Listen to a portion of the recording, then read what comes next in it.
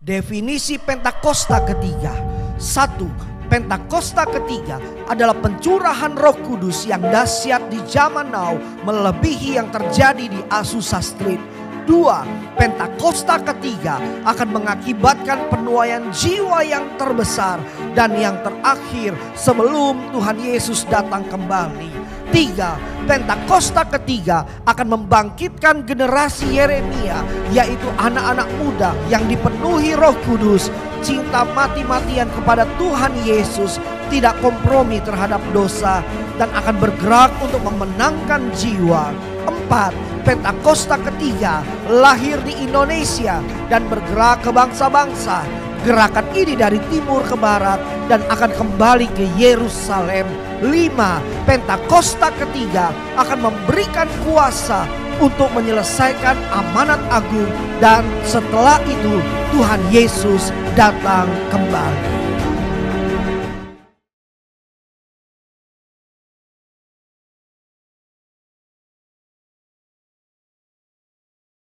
Shalom saudara, saya percaya hari ini kita semua dalam keadaan yang baik dan luar biasa. Dalam edisi Voice of Pentecost kali ini, kita akan membahas berkat bagi orang yang menjaga integritas hidup.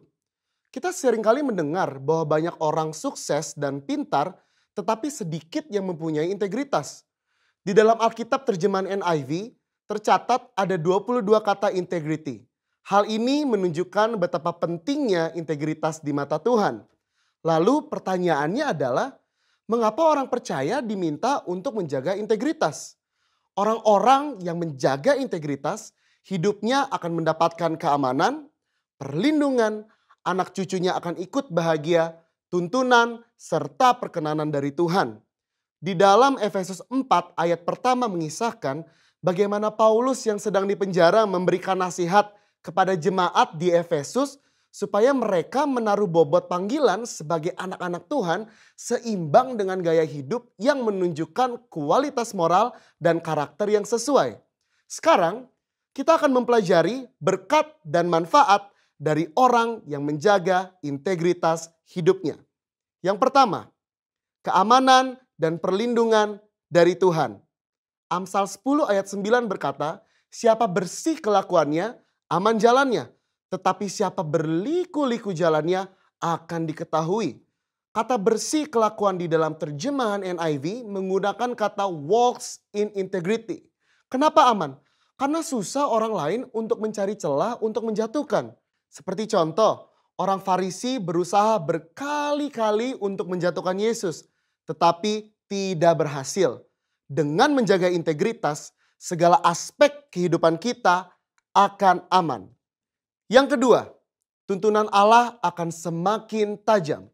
Amsal 11 ayat 3 berkata, orang yang jujur dipimpin oleh ketulusannya, tetapi pengkhianat dirusak oleh kecurangannya. Tuntunan Roh kepada setiap orang percaya akan semakin efektif ketika kita juga berlatih untuk hidup sesuai dengan prinsip-prinsip firman Tuhan. Semakin kita dituntun oleh Roh Kudus, maka kita semakin masuk ke dalam kehendak Bapa. Yang ketiga, keturunannya akan berbahagia. Amsal 20 ayat 7 berkata, orang benar yang bersih kelakuannya, berbahagialah keturunannya. Integritas di ayat ini digambarkan dengan kata bersih kelakuannya. Bersih kelakuan di sini artinya kita menghidupi kebenaran firman. Dalam Mazmur 37 ayat 25-26 dikatakan orang yang benar, anak cucunya akan menjadi berkat. Mereka tidak akan meminta-minta roti. Yang keempat, perkenanan Allah turun kepada orang yang berintegritas. 1 Tawari 29 ayat 17 berkata, aku tahu ya Allahku bahwa engkau adalah penguji hati dan berkenan kepada keikhlasan. Maka aku pun mempersembahkan semuanya itu dengan sukarela dan tulus ikhlas. Allah berkenan kepada keikhlasan. Orang yang tulus ikhlas adalah orang yang memiliki motivasi yang murni tanpa ada niatan lain. Apa yang benar yang harus dilakukan, itulah yang dilakukan. Dan ternyata itu menjadi suatu persembahan yang berkenan kepada Allah. Bukankah itu adalah berkat tersendiri yang luar biasa? Perkenanan Allah membawa berkat tersendiri dalam hidup kita.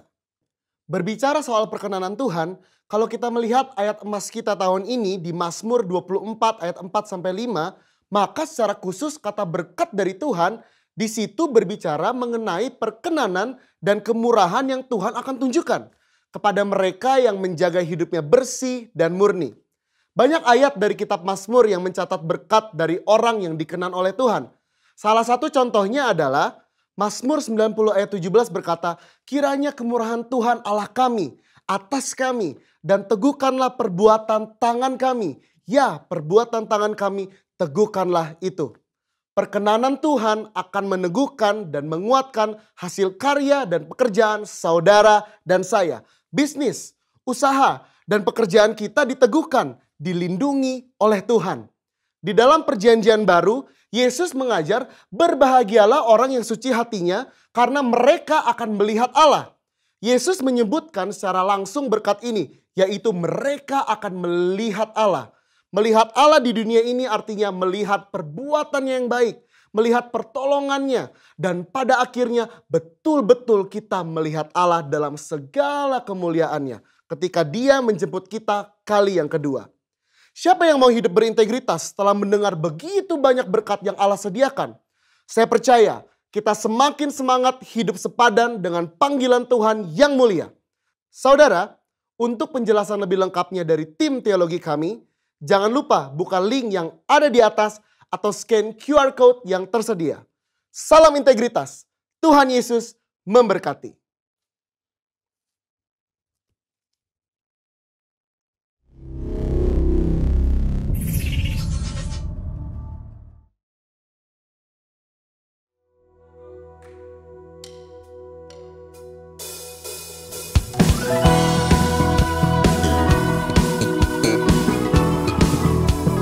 Shalom.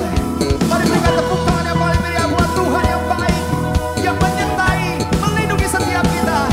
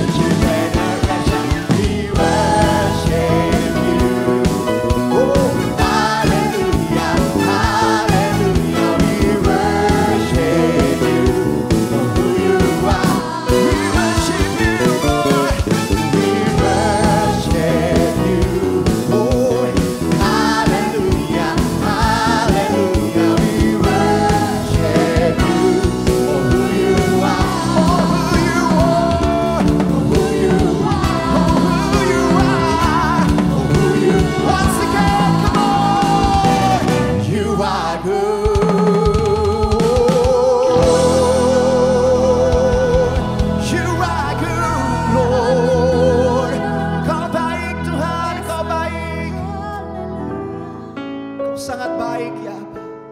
Kau sangat baik dalam hidup kami. Ini yang kami rindu Tuhan. Kami berjalan bersama dengan Engkau dalam anugerah-Mu, dalam kebenaran-Mu. Dalam setiap kehidupan kami ada integritas. Setiap pribadi lepas pribadi berjalan dengan Engkau ya Bapa. Nah, kami tahu bukan karena kuat dan gagah kami, tapi karena Roh-Mu kata Tuhan yang menyertai setiap kami pribadi. Thank you Lord Jesus. Siapa kata karalabaya shekini rahata karabasa. Hiralabaya shanda karalabaya shanda rahata shekini. Oh,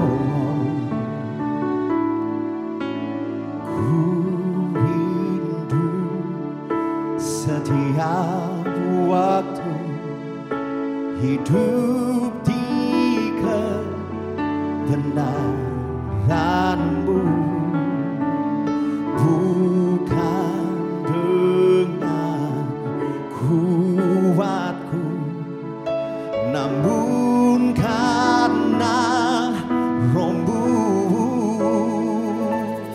Yesuskah yang ku pegang teguh.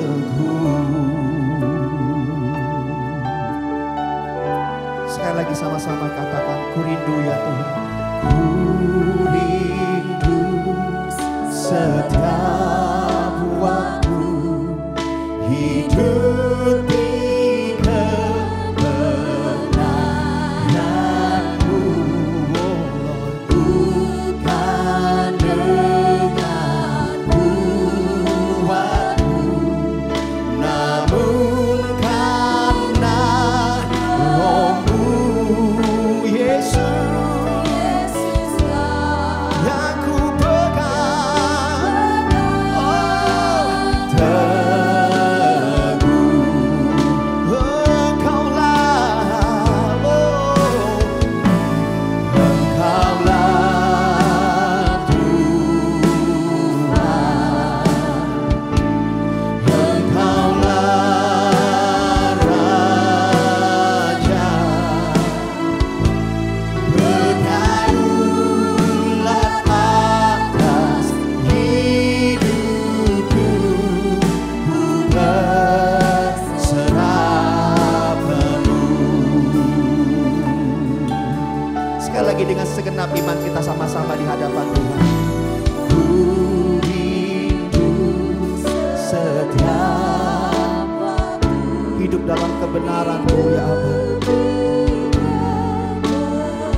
Ini yang kami pegang setiap hari dalam hidup kami. Bukan dengan kuat, namun karena Roh-Mu Tuhan. Oh Yesus, Yesus, Yesuskah yang ku pegang teguh. Mari angkat tanganmu, katakan, oh,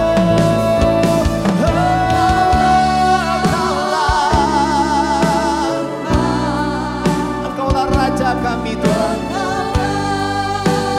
Raja berdaulat atas hidupku, ku berserah. Engkaulah, oh, Engkaulah Tuhan, Engkaulah Raja.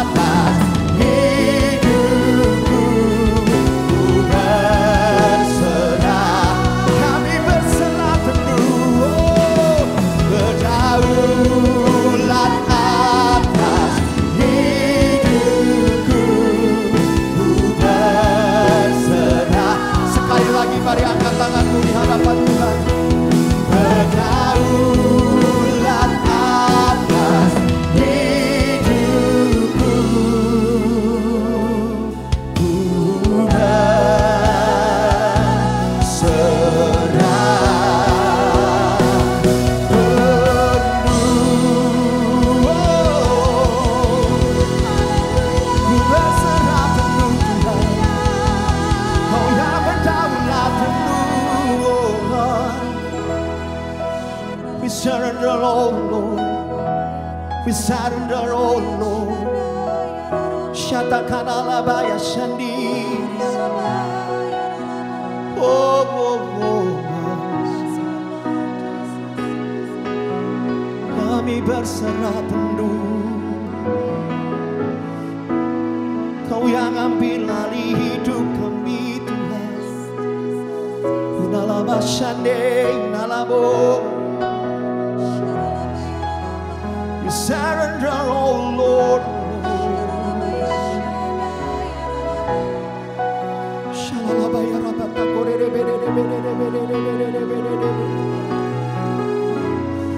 All of my life,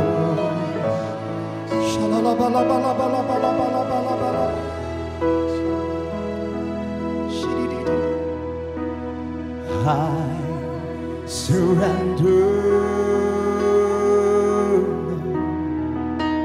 I surrender. Lord, I surrender my life. Give it all to you. Oh, I surrender. I surrender, Lord. I surrender. Oh, Lord. Lord, I surrender my life. Give it all to you. Once again, come on, church. I surrender. Oh, I surrender, Lord.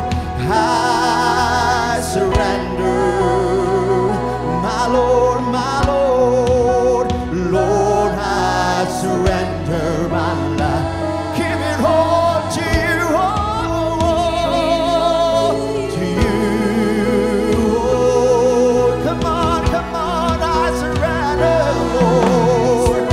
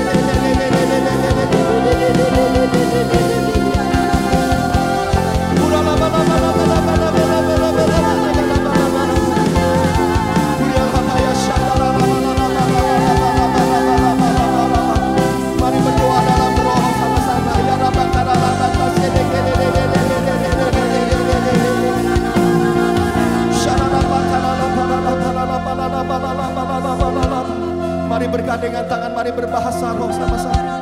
Huria basyata karala bore nebe kenene nebe ata karala bata shandara la bala bala bala bala bala bala. Huria bakarala baya shede de de de de de de de de de de de. Huria la la bakarala baya rabaya shandara la baya la bore nebe de de de de de de. Shalala bala bala bala bala. Shidi di di di di di di. Shalala bala bala bala bala bala bala bala bala. Shidi di di di di di di di.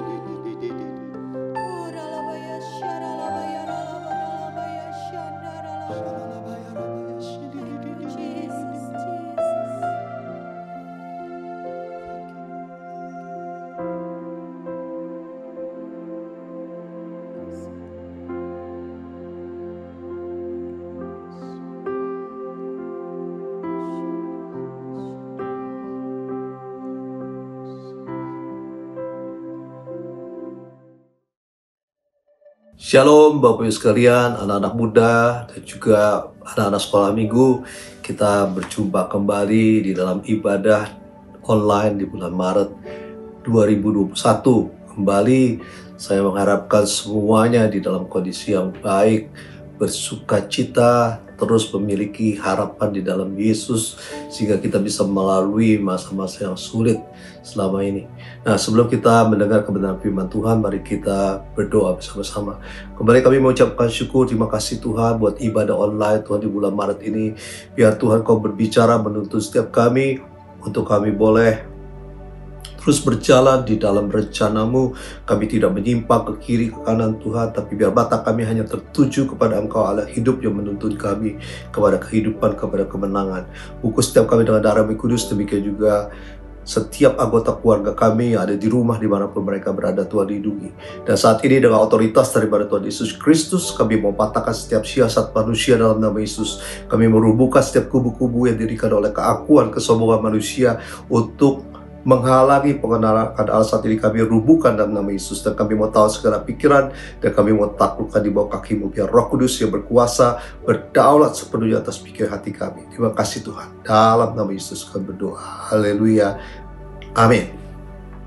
Nah Bapak sekalian, beberapa waktu yang lalu ada satu kisah yang sungguh luar biasa, mengharukan, bagaimana seorang petugas ke kereta api listrik di jurusan Jakarta Bogor, dia lalu menemukan satu tumpukan, artinya satu bungkusan hitam ditaruh di bak prioritas dan berisikan uang 500 juta rupiah. Sudah bisa bayangkan, waktu dia bersih-bersih, dia temukan satu bungkusan uang 500 juta rupiah. Tentunya dibandingkan dengan apa yang dia dapat sebulan, itu jauh ratusan kali ya daripada apa yang dia terima. Nah tentunya bos sekalian, mungkin dia berpikir ini sesuatu yang luar biasa. Tetapi kita lihat bos sekalian, ini yang namanya Mujeni yang umur 30 tahun itu justru melaporkan penemuan ini ya kepada kantor yang namanya kereta api di Bogor, dan uang itu dikembalikan kepada artinya pemiliknya, 500 juta rupiah. Nah bos sekalian, ada kisah yang lain. Seorang yang berumur 50 tahun, dia rela untuk mengayuh sepedanya sepanjang 276 km dari Solo ke Pasuruan untuk mengembalikan dompet yang ditemukan dia. Tetapi tidak ada nomor telepon di sana, hanya ada mungkin KTP, mungkin SIM, dan uang-uang di dalam sana. Itu dia rela untuk mengayuh sepeda 276 km sampai dia berjumpa dengan pemilik dompet tersebut dan lalu menyerahkan istilahnya dompet tersebut dan segala isinya. Nah, peristiwa seperti ini adalah sesuatu yang saya pikir langka, jarang sekali terjadi, tapi masih ada ya. Artinya orang-orang yang mau hidup jujur. Nah, bos sekalian, kenapa saya bilang langka? Karena kebanyakan orang-orang sekarang ini tidak lagi menganggap kejujuran sesuatu yang penting. Saya kasih contoh. Misalnya saya dengar satu cerita, ya, ini di Tanah Perjanjian. Ada seorang kawan saya, ya, sebelum mereka berangkat pergi ke suatu tempat, lalu mereka biasanya breakfast, makan pagi. Setelah makan pagi selesai, lalu dia kembali ke kamarnya, ya, tetapi waktu dia sampai di kamar, dia baru ingat jaket yang dia pakai ketinggalan, ya, di bawah di tempat breakfast. Ya, dia ingat jaket itu ditaruh, artinya di bangku, ya, di bangku itu. Lalu dia kembali untuk mengambil jaket tersebut, tetapi apa terjadi? Jaketnya sudah lenyap, seperti ada sayapnya terbang. Ya, dia mencari ke sana, dia tanya sama orang-orang di sana, artinya petugas restoran, tidak ditemukan. Nah, Bapak sekalian, itulah sebabnya Bapak sekalian. Jadi, kalau dibandingkan antara orang yang berbuat jujur sama yang tidak berbuat jujur, saya percaya jumlah yang berbuat jujur itu sangat-sangat kecil. Nah, seperti Tuhan Yesus katakan di dalam Matius pasal ke-24 ayat 12. Dan karena makin bertambahnya kedurhakaan, maka kasih kebanyakan orang akan menjadi dingin. Ya, termasuk juga soal kejujuran. Ya, seakan-akan sirna dari sesuatu perbuatan yang seharusnya dilakukan oleh umat manusia, orang-orang yang diam di muka bumi ini tentunya. Ya, sekalian sangat sayang. Nah, banyak alasan untuk artinya orang tidak hidup jujur nih, ya. Saya temukan bahwa mereka artinya malu untuk mengakui, menceritakan keadaannya. Mungkin dia sakit, punya persoalan keluarga, punya persoalan juga keuangan, lalu dia bersikap tidak jujur atau berbohong. Lalu menyembunyikan juga kelemahan, kesalahan. Ya, ketidakjujuran diakibatkan karena mau menyembunyikan kelemahan, kesalahannya, atau dia tidak jujur supaya dihargai oleh orang lain. Dia tidak memiliki apa-apa, mungkin di dalam kondisi sosial yang rendah, tetapi dia menganggap sebagai orang kaya. Dia berpikir, ya, dia berbohong, tentunya sebagai orang yang punya, ya, segala sesuatu untuk bisa dihargai oleh orang lain. Lalu juga ada orang yang artinya justru tidak jujur juga. Ada orang kaya yang memiliki segala sesuatunya, tetapi justru dia mengatakan dia berbohong, tidak memiliki apa-apa. Karena mungkin dia takut. Ya, ada orang-orang yang datang kepada dia untuk meminta pertolongan. Sehingga dia bilang, saya nggak punya apa-apa. Ya, uang saya tidak punya, padahal mungkin dia punya. Ya, lalu juga ada lagi yang namanya orang tidak jujur karena untuk tujuan tertentu, mencari kekayaan, mencari kedudukan dengan cara yang artinya ya tidak jujur. Ya, dia berbohong untuk mendapatkan kekayaan, mendapatkan keuntungan, tetapi tentunya merugikan orang lain. Nah, Bapak-Ibu sekalian, kita mau belajar tentang kejujuran ini. Karena ini penting, ini bagian daripada karakter Kristus Yesus. Ya, the man of integrity yang kita harus pelajari sungguh-sungguh. Supaya kita menjadi orang-orang percaya yang tentunya memiliki karakter yang sama dengan Tuhan. Nah, Bapak sekalian, coba kita lihat di dalam Markus pasal yang ke-12 ayat 14. Ya, Markus pasal ke-12 ayat yang ke-14. Dikatakan, orang-orang itu datang dan berkata kepadanya, Guru, kami tahu engkau adalah seorang yang jujur, ya, dan engkau tidak takut kepada siapapun juga, sebab engkau tidak mencari muka, melainkan jujur mengajar jalan Allah dengan segala kejujuran. Saudara lihat, ya, Tuhan Yesus jujur. 3 kali dikatakan jujur, jujur, ya, mengajarkan segala jalan Allah dengan segala kejujuran.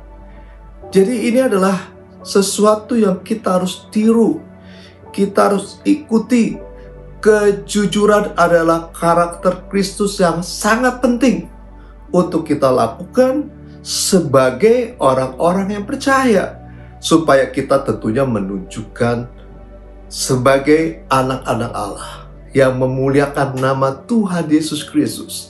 Nah, ada beberapa quote Bapak sekalian yang kita juga perlu lihat. Bapak sekalian, sesuatu quote yang baik dikatakannya bahwa kejujuran adalah hadiah yang sangat mahal. Jangan mengharapkannya dari orang yang murahan. Itu Warren Buffett yang mengatakan. Jadi orang murahan tidak akan menunjukkan soal kejujuran, karena kejujuran itu dikatakan sesuatu yang sangat mahal. Ya, lalu dikatakan kejujuran seringkali sangat sulit. Kebenaran seringkali menyakitkan, tetapi kebebasan yang dapat dibawanya layak untuk dicoba. Itu dari perkataan quote dari Fred Rogers.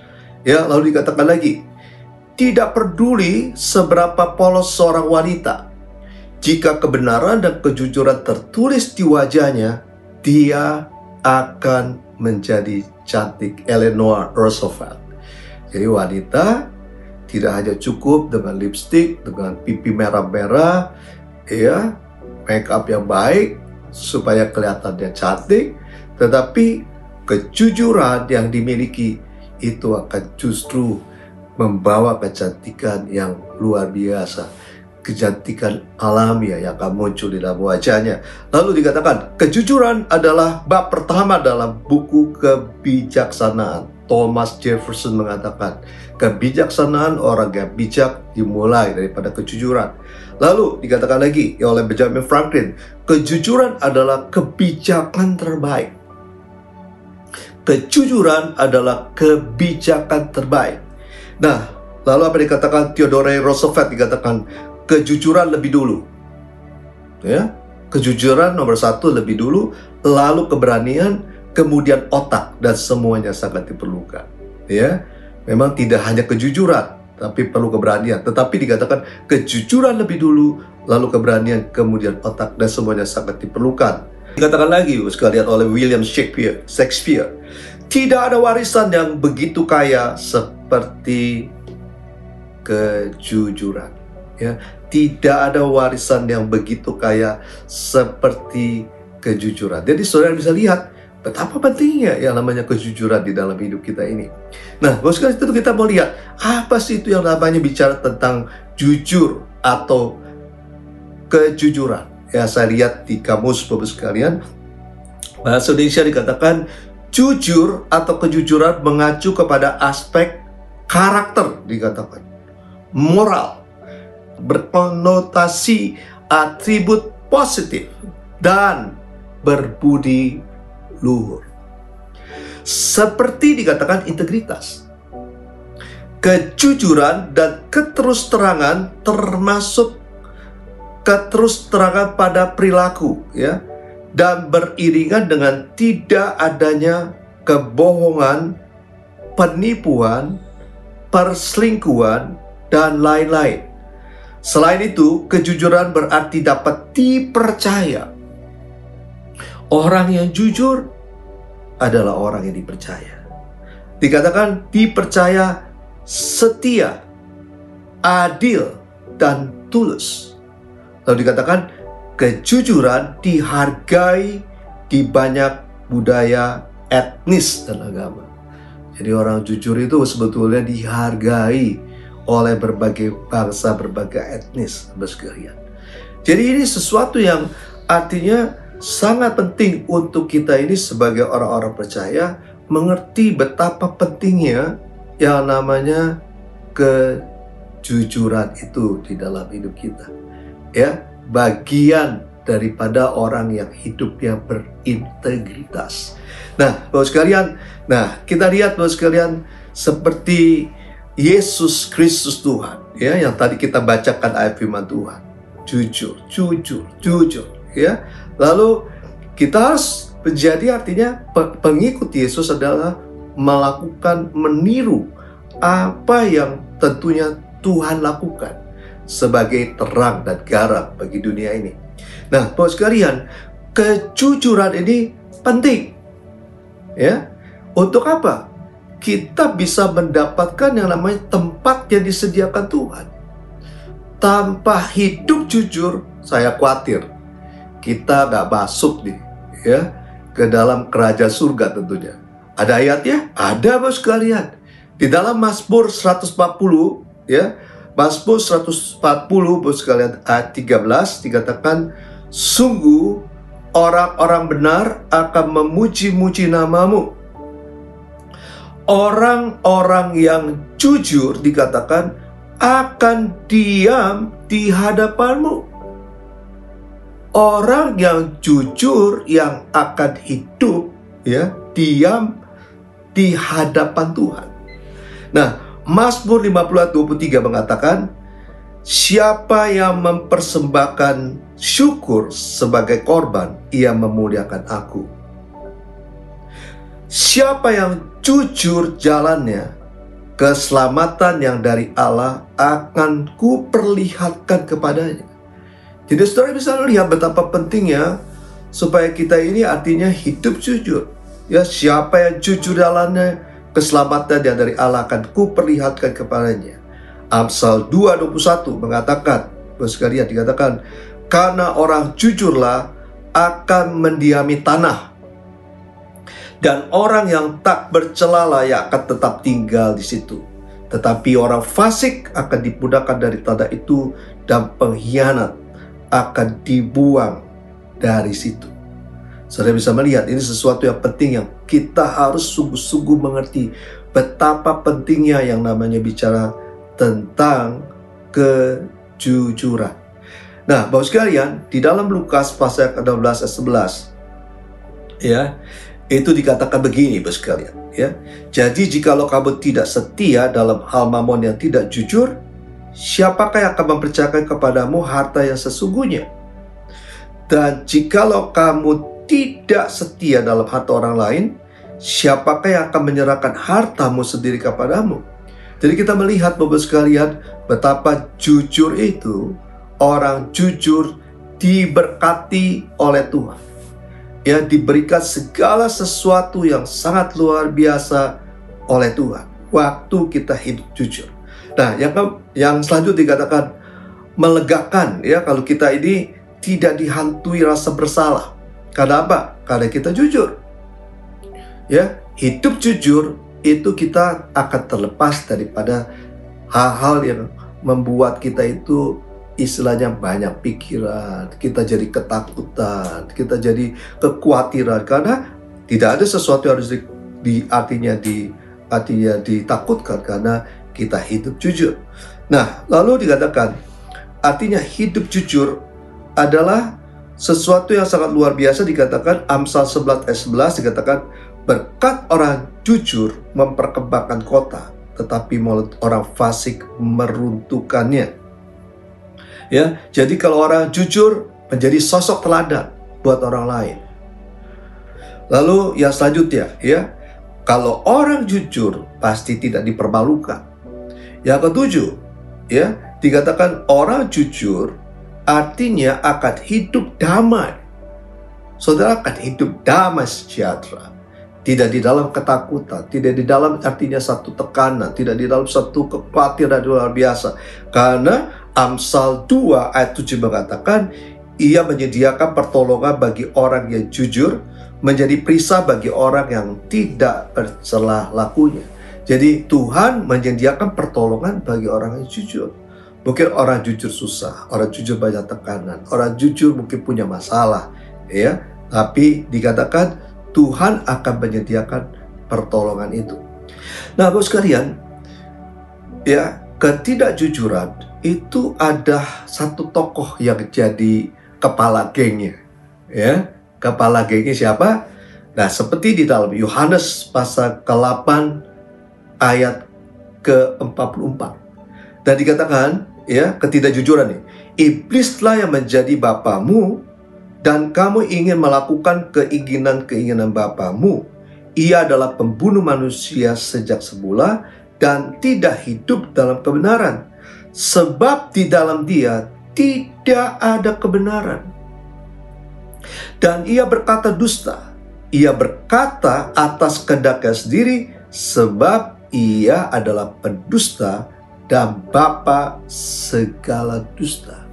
Orang yang tidak jujur tanpa disadari, dia akan diadopsi oleh bapaknya, yang bapa pendusta, bapa yang tidak jujur ini, yaitu iblis. Nah, Bapak sekalian, yang lalu selanjutnya, saudara lihat, ketidakjujuran itu bisa membawa hal yang buruk tentunya. Kenapa? Ketidakjujuran itu dibenci oleh Tuhan. Saya lihat satu kisah diceritakan di dalam Kisah Rasul pasal yang kelima ayat 1 dengan 10 tentang Ananias dan Safira. Kita tahu ceritanya Bapak sekalian, bagaimana Ananias dan Safira kehilangan nyawa mereka. Karena apa? Mereka tidak jujur, mereka berbohong. Nah, di dalam Kisah Para Rasul pasal kelima ayat ketiga, Bapak sekalian, dikatakan begini, tetapi Petrus berkata, Ananias, mengapa hatimu dikuasai iblis sehingga engkau mendustai Roh Kudus? Ya, dikatakan mendustai Roh Kudus, tidak jujur, berbohong, ya, kepada Roh Kudus, dan menahan sebagian dari hasil penjualan tanah itu. Selama tanah itu tidak dijual, bukankah itu tetap kepunyaanmu? Dan setelah dijual, bukankah hasil itu tetap dalam kuasamu? Mengapa engkau merencanakan perbuatan itu dalam hatimu? Engkau bukan mendustai manusia. Dengar baik-baik, Bapak sekalian. Ya, kita bisa berdusta kepada manusia, tapi kalau udah dari kebiasaan, kita juga bisa berdusta kepada Allah yang hidup, yang tentunya membawa resiko yang sangat berat dalam hidup kita. Nah, dikatakan, engkau bukan mendustai manusia, tetapi mendustai Allah. Ketika mendengar perkataan itu, rebahlah Ananias dan putuslah nyawanya. Maka sangat ketakutlah semua orang yang mendengar hal itu. Ananias, ya, dan juga Safira kehilangan nyawanya. Karena apa? Ketidakjujuran. Nah, Bapak sekalian, ketidakjujuran Bapak sekalian itu bisa menyebabkan, artinya orang lain jadi susah, ya, membuat orang lain mungkin dalam masalah. Nah, di dalam Alkitab Bapak sekalian, ini menarik Bapak sekalian, ya. Kita tahu Bapak sekalian, yang namanya Abram sebelum diganti nama oleh Tuhan menjadi Abraham, Bapak sekalian, dia mempunyai yang namanya istri yang sangat cantik namanya Sarai, ya. Nah, tetapi karena lalu artinya dia sangat takut waktu dia masuk istilahnya ke suatu tempat pembusukan di mana di Mesir, di mana Firaun pada waktu bertahta. Jadi dia berdusta, artinya berbohong bahwa Sarah itu bukan istrinya, tapi diakui sebagai saudara. Ya, apa yang terjadi? Ya, ayat 18 di Bapak sekalian, ya, dikatakan di dalam Kisah Para Rasul ini, Bapak sekalian, di Kejadian pasal ke-12, Bapak sekalian, ayat 17, ya.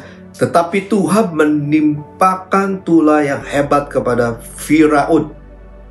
Demikian juga kepada seisi istananya, kepada Sarai istri Abram itu. Saudara, berdusta, tidak jujur, tidak hanya nanti kita bicara tentang kesulitan, ada masalah dalam diri kita sendiri, tapi kepada diri orang lain, kepada orang lain juga. Dia berbohong, dia tidak mengaku istrinya, artinya Sarai sebagai istrinya, tetapi sebagai saudaranya, sehingga Firaun yang naksir sama Sarai lalu mengambil mungkin menjadi salah satu budiknya, Bapak sekalian. Tetapi setelah itu dia panggil kembali Abraham. Apa yang kau perbuat ini terhadap aku? Mengapa kau tidak beritahu bahwa ia istrimu? Mengapa kau katakan dia adikmu sehingga aku mengambil menjadi istriku? Karena apa, Bapak sekalian? Waktu dia ambil, Bapak sekalian, sebagai yang namanya istrinya, Bapak sekalian, oleh Firaun, Sarai menjadi istri, itu terjadi sesuatu yang sangat mengerikan, yaitu tulah, ya, tulah yang hebat terjadi dalam Firaun. Lalu dikatakan begini, ya, dikatakan lalu Firaun memerintahkan beberapa orang yang untuk mengantarkan Abraham pergi bersama-sama dengan istrinya dan segala kepunyaannya. Nah, Abraham waktu itu bohong. Untuk dia apa? Dia tidak dibunuh pikirannya. Lalu dia itu bisa mendapatkan sesuatu. Memang waktu Firaun ambil Sarai sebagai istrinya dikasih segala sesuatu, harta benda, bahkan budak laki-laki dan budak perempuan. Nah, Bapak sekalian, kita lihat juga Bapak sekalian, ada suatu kisah terjadi di peristiwa nyata, bagaimana ada satu orang yang kena COVID-19. Nah, waktu dia ke rumah sakit, tetapi dia itu tidak mengakui dia tidak kena COVID. Dia datang Bapak sekalian, lalu dilayani oleh tenaga medis, oleh dokter, Bapak sekalian, oleh suster. Nah, apa terjadi? Karena kebohongannya, karena dustanya, karena ketidakjujuran, berapa banyak dokter, perawat yang terkena COVID-19, merugikan orang lain. Ya, berbohong, tidak jujur, akan membuat orang lain dirugikan. Nah, Bapak sekalian, lalu juga ketidakjujuran itu akan membuat juga problem, ya, kesusahan di dalam dirinya sendiri. Nah, kita lihat ya di dalam Yeremia pasal yang ke-17 ayat yang 11. Seperti ayam hutan yang mengerami yang tidak ditelurkannya, demikianlah orang yang menggaruk kekayaan secara tidak halal. Pada pertengahan usianya, ia akan kehilangan semuanya. Pada masa kesudahan usianya, ia terkenal sebagai seorang bebal. Saudara kasih Tuhan, orang menggaruk kekayaan dengan tidak halal, dia akan melakukan segala cara untuk mendapat kekayaan, termasuk dengan berbohong, dengan tidak jujur. Tetapi saudara dengar baik-baik Bapak sekalian, pada pertengahan usianya dikatakan ia akan kehilangan semuanya, dan pada kesudahan usianya ia akan terkenal sebagai orang bebal. Nah, Bapak sekalian, ketidakjujuran itu akan menimbulkan ketakutan, keresahan di dalam hidupnya. Karena apa yang dia katakan, ketidakjujuran itu akan terus mengikuti dia. Dia seakan-akan tertekan kalau ada orang yang mencari dia karena dia tidak mengatakan hal yang jujur. Dia tidak melakukan hal yang jujur. Bahkan dia akan, saya percaya, terus diikuti dengan rasa bersalah. Ya, kalau ada orang yang tidak jujur, suka berbohong, tapi tidak merasakan ini, itu udah kebal artinya. Dan itu tentunya sangat berbahaya, Bapak sekalian. Ya, nah Bapak sekalian, bagaimana sekarang kita bisa hidup jujur tentunya? Karena kejujuran, ingat, Tuhan Yesus jujur. Itulah sebabnya Bapak sekalian, ya, seperti firman Tuhan katakan di 1 Yohanes pasal kedua ayat 6, barang siapa mengatakan bahwa ia ada di dalam dia, ia wajib hidup sama seperti Kristus telah hidup. Kalau Yesus jujur, maka saudara dan saya juga harus jujur. Kalau Yesus Kristus Tuhan mengajarkan bagaimana kehidupan yang jujur, maka kita juga harus berusaha sungguh-sungguh untuk hidup seperti Kristus hidup. Nah, Bapak sekalian, tentunya Bapak sekalian, bagaimana supaya kita bisa hidup jujur, Bapak sekalian? Nah, di dalam Roma pasal ketiga ayat yang keempat dikatakan begini, sekali-sekali tidak. Sebaliknya, Allah adalah benar dan semua manusia pembohong. Dengar, semua manusia pembohong. Termasuk saya juga dulu belum bertobat, suka bohong. Ya, suka mengatakan hal yang tidak jujur. Nah, tentunya dengan waktu bertobatan Bapak sekalian, saya berubah. Saya tidak lagi bohong. Karena saya tahu Yesus Kristus Tuhan, Allah kita adalah Allah yang tidak pernah berdusta, Allah yang benar. Dan itu sebabnya Bapak sekalian, bagaimana kita bisa hidup benar, bisa hidup jujur Bapak sekalian, tidak ada cara yang lain, maka kita harus bergaul erat dengan Allah yang benar. Allah yang tidak pernah berdusta, Allah yang tidak pernah berbohong, Bapak sekalian. Itulah sebabnya Bapak sekalian, hari-hari ini Bapak sekalian, bahwa setiap kita ini harus bersekutu semakin banyak lagi dengan Allah yang hidup, Allah yang tidak pernah berdusta. Supaya apa? Karakter Kristus, karakter Allah itu tertular kepada kita, sehingga kita menjadi orang-orang yang jujur. Nah, Bapak sekalian, itu sebabnya kita mengatakan Bapak sekalian bahwa kita ini harus mengetahui tentang ayat firman Tuhan yang ditulis di dalam 1 Korintus pasal 15 ayat 33. Jangan kamu sesat, pergaulan yang buruk merusakkan kebiasaan baik. Jadi kalau kita gaul dengan orang-orang dengan siapapun juga yang artinya punya kebiasaan yang tidak baik, suka bohong, tidak jujur, maka cepat ya atau lambat kita akan sama seperti itu. Jadi kalau kita bergaul dengan Allah yang benar, kita menjadi orang yang benar. Tapi kalau kita bergaul Bapak sekalian dengan orang-orang yang suka bohong, yang tidak jujur, that's a matter of time. Tinggal masalah waktu kita akan seperti orang-orang itu. Bukan berarti kita menjadi orang-orang eksklusif, tidak mau kenal dengan orang lain, Bapak sekalian, bukan. Tetapi kita harus pintar-pintar, kita harus bijak memilih sahabat, orang-orang yang selalu berada dengan kita Bapak sekalian, supaya kita artinya hidup benar, hidup jujur seperti Tuhan Yesus Kristus yang adalah jujur. Yang kedua Bapak sekalian, yang pertama bicara tentang pergaulan erat dengan Allah yang hidup, Allah yang benar, ya. Nah, yang kedua adalah bahwa setiap saudara saya ini harus betul-betul membaca, merenungkan firman Tuhan siang dan malam, sehingga firman Tuhan itu tertinggal di dalam pikir hati kita, dan kita berlaku seperti firman yang apa yang dikatakan oleh firman itu. Karena firman itu yang membentuk karakter, membentuk perbuatan kita, membentuk cara berpikir, cara berpandang kita Bapak sekalian. Nah, saya percaya Bapak sekalian, seperti firman Tuhan katakan di dalam Mazmur 119 ayat 9 dikatakan, dengan apakah seorang muda mempertahankan kelakuan bersihnya? Bagaimana saudara saya bisa mempertahankan kelakuan bersih kita? That is good question. Satu pertanyaan yang baik yang perlu kita renungkan. Bisakah saudara mempertahankan? Bisakah saya mempertahankan kelakuan yang bersih? Dengan kekuatan kita sendiri? Pasti tidak mungkin. Apa kita cuma bergaul dengan teman-teman yang biasa mungkin ada baik? Juga tidak mungkin. Nah, tetapi firman Tuhan dikatakan dengan menjaganya sesuai dengan firman-Mu. Firman Tuhan bisa mengubah seseorang. Firman yang menciptakan segala sesuatu yang termasuk kita semua. Waktu kita terima Yesus menjadi Tuhan dan Juru Selamat, kita merenungkan firman Tuhan sungguh-sungguh jadi rema, lalu kita mempraktekkan itu, maka kita akan diubah oleh Tuhan. Dari kelakuan yang kotor, kelakuan yang tidak baik, dari yang tidak jujur, yang suka bohong, menjadi kelakuan yang baik.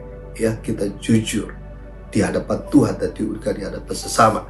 Nah, Bapak sekalian, kita lihat juga Bapak sekalian ya, hal yang ketiga yang harus kita renungkan, bagaimana supaya kita bisa hidup jujur. Kemampuan, kekuatan kita sebagai manusia tentunya ada batasnya. Kita perlu yang namanya penolong. Siapa penolong kita? Roh Kudus.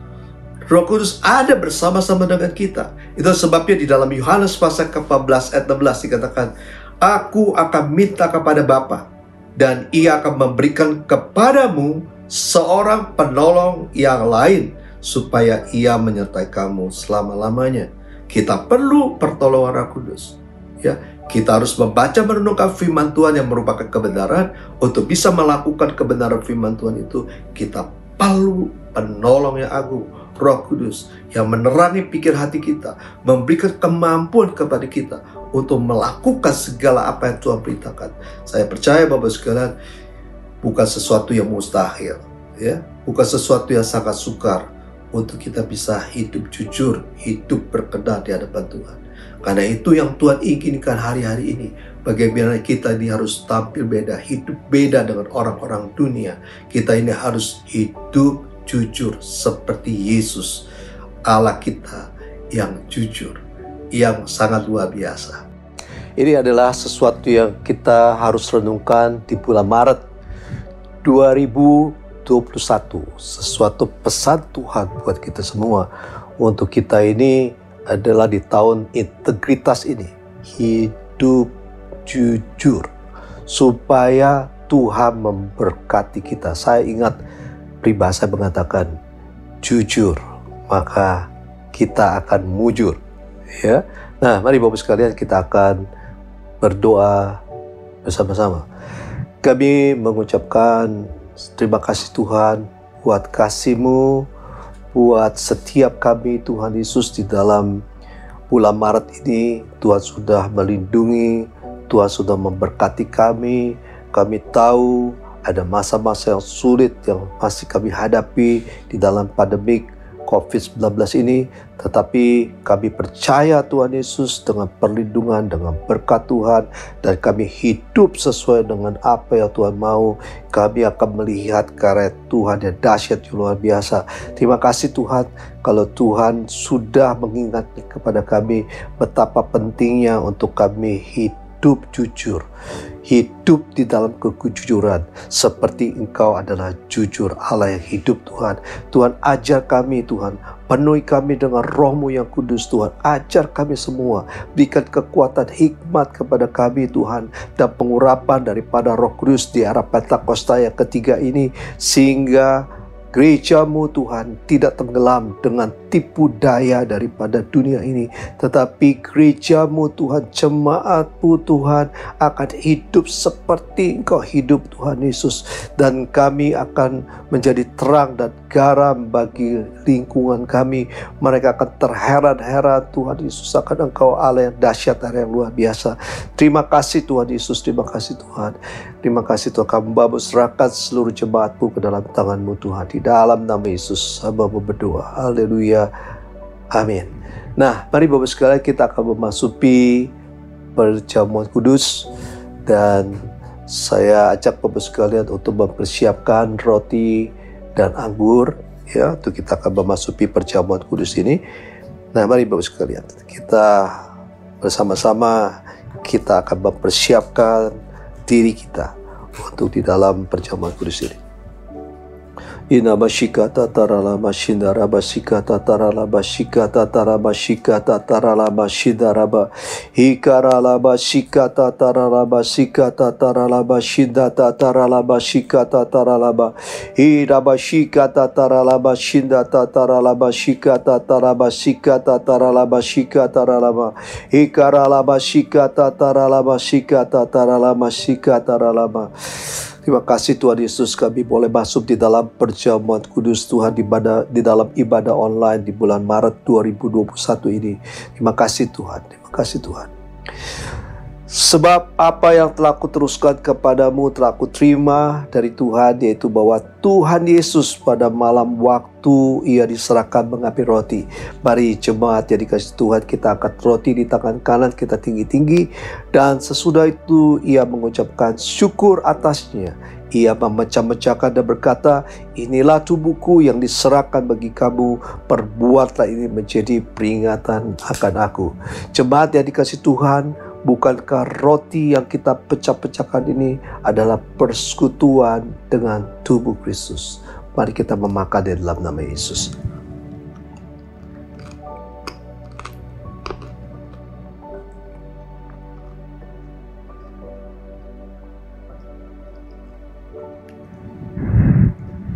Oh Yesus, terima kasih Tuhan. Terima kasih Tuhan Yesus. Terima kasih Tuhan. Oh Jesus, Jesus, Jesus, Jesus. Jesus, Jesus, terima kasih Tuhan. Terima kasih Tuhan Yesus. Terima kasih Tuhan Yesus. Terima kasih Tuhan. Mari kita angkat cawan anggur kita tinggi-tinggi. Demikian juga Ia mengambil cawan sesudah makan lalu berkata, cawan ini adalah perjanjian baru yang dimeteraikan oleh darahku. Perbuatlah ini setiap kali kamu meminumnya menjadi peringatan akan aku. Jemaat yang dikasihi Tuhan, bukankah cawan anggur yang di atasnya kita ucapkan syukur adalah persekutuan dengan darah Yesus. Mari kita meminumnya dalam nama Yesus. Mari kita arahkan hati kita kepada Tuhan. Kita akan mengucapkan syukur sungguh-sungguh kepada Tuhan. Kita akan mengucapkan syukur kepada Tuhan. Oh Jesus, Jesus. Oh Jesus, Jesus. Terima kasih Tuhan, terima kasih Tuhan. Terima kasih Yesusku, terima kasih Yesusku. Puji syukur hanya bagi Tuhanku. Terima kasih Yesusku, terima kasih Yesusku. puji syukur hanya bagi Tuhanku. Terima kasih Yesusku, terima kasih Yesusku, puji syukur hanya bagi Tuhanku. Terima kasih Yesusku, terima kasih Yesusku, puji syukur hanya bagi Tuhanku. Puji syukur hanya bagi Tuhanku. Puji syukur hanya bagi Tuhanku. Terima kasih Tuhan. Mazmur 91 ayat 1 sampai 16. Dalam lindungan Allah, orang yang duduk dalam lindungan yang maha tinggi dan bermalam dalam naungan yang maha kuasa akan berkata kepada Tuhan, tempat perlindunganku dan kubu pertahananku, Allahku yang kupercayai. Sungguh Dialah yang akan melepaskan engkau dari jerat penangkap burung, dari penyakit sampar yang busuk. Dengan tepatnya, Dia akan melindungi engkau. Di bawah sayapnya, engkau akan berlindung. Kesetiaannya ialah perisai dan pagar tembok. Engkau tak usah takut terhadap kedahsyatan malam, terhadap panah yang terbang di waktu siang, terhadap penyakit sampar yang berjalan di dalam gelap, terhadap penyakit menular yang mengamuk di waktu petang. Walau 1000 orang rebah di sisimu dan 10.000 di sebelah kananmu, tetapi itu tidak akan menimpakanmu. Engkau hanya menontonnya dengan matamu sendiri dan melihat pembalasan terhadap orang-orang fasik. Sebab Tuhan ialah tempat perlindunganku, yang maha tinggi telah Engkau buat tempat perteduhanmu. Malapetaka tidak akan menimpa kamu dan ular tidak akan mendekat kepada kemahmu. Sebab malaikat-malaikatnya akan diperintahkannya kepadamu untuk menjaga engkau di segala jalanmu. Mereka akan menentang engkau di atas tangannya, supaya kakimu jangan terjatuh kepada batu. Singa dan ular beterung akan kau langkahi, engkau akan menginjak anak singa dan ular naga. Sungguh hatinya melekat kepadaku, maka aku akan meluputkannya. Aku akan membentenginya, sebab Ia mengenal namaku. Bila Ia berseru kepadaku, aku akan menjawab. Aku akan menyertai Dia dalam kesesakan. Aku akan meluputkannya dan memuliakannya. Dengan panjang umur akan kukenyangkan Dia, dan akan kuperlihatkan kepadanya keselamatan daripadaku. Amin. Stay healthy. God bless you. Bye-bye.